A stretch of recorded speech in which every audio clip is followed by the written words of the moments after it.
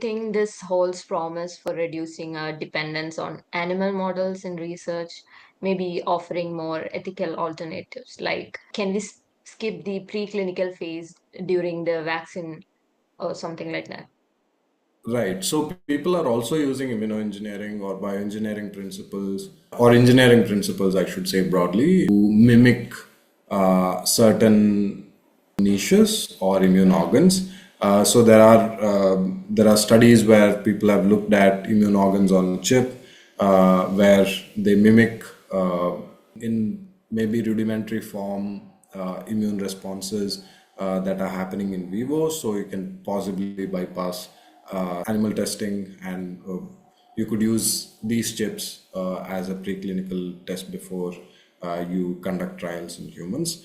So that is also an area that is coming up, and there's a lot of interest in that space for using these chips for drug screening or vaccine testing, or to just study the biology of immune cells. For all of these spaces, there's a lot of interest in this area. The concept of organ on a chip is indeed very fascinating. So, shifting the gears of the conversation a bit, we also noticed that you're an exceptional writer. So, how did these two worlds come together for you? And what was the defining moment where your love for writing met your passion for science? Right. So, actually, I've been interested in writing since my high school days. I mean, the English classes would be as fascinating for me as a biology class.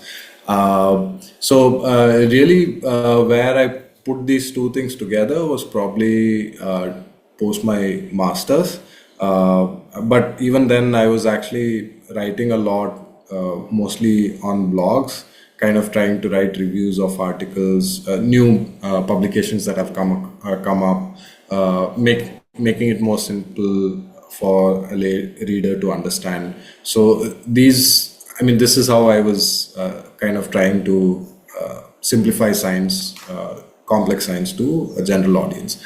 But what I mean, I wouldn't say there was like a defining moment, but then I think one sort of a tipping point was during COVID. So we all were in the lockdown, and there was also a lot of need for explainers on what is happening and where the study is going. Everything was happening too fast, and so there was a lot of interest in healthcare, and in many ways, like the basics that we studied in science. Although I'm not somebody who has an expertise in virology or aspects around it, it was something that you could understand a little quicker than maybe the general public, because you knew all of these terms already, and things like RT-PCR, using diagnostics, yeah, for diagnostics testing, all of these things were kind of in a familiar domain, and so I started writing more at that time, and I also got connects with editors of newspapers who had interest in publishing such stories, and so that's where it sort of took off to a slightly better space, where I started engaging with folks, and then editors who were really more than just editors. They were also mentors in helping me shape the way that I'm writing, and teaching me on the job. So that was very useful, and that's how I did that alongside my PhD. Those aiming for research positions as well as internship. As you are from a reputed institute like IISc, what advice do you offer to these people? Any tips from your own experience? I would say when you're looking for internships, look for labs that you want to work in. That is, look at a broad area of expertise. Let's say you want to work on cell biology, look at all the cell biology labs that are there in the institute, and then see what appeals to you the most, what kind of concepts appeal to you the most. Because as a student, without having enough exposure to the lab, maybe you would have done a few experiments in the lab in a particular area, and maybe that would have excited you a lot in the way of doing experiments. So it is essential for you to take like take it step by step, right? So just see what is that subject area that you like best, and then go for it, and then look at labs that work in that space. Look at how people are.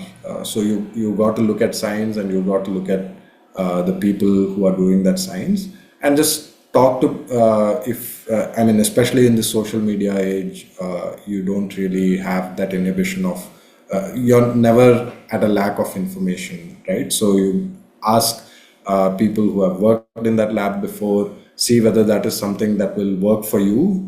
It may work for somebody else, but it may not work for you. Make sure that it's something that works for you.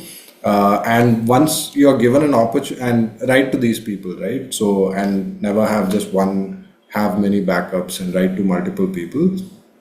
And once you're given an opportunity, just make the best use of it, in the sense it might require I mean, so any kind of growth actually requires you to give up on some of your comforts and go out of that comfort space for the sake of that growth that you want to achieve, right?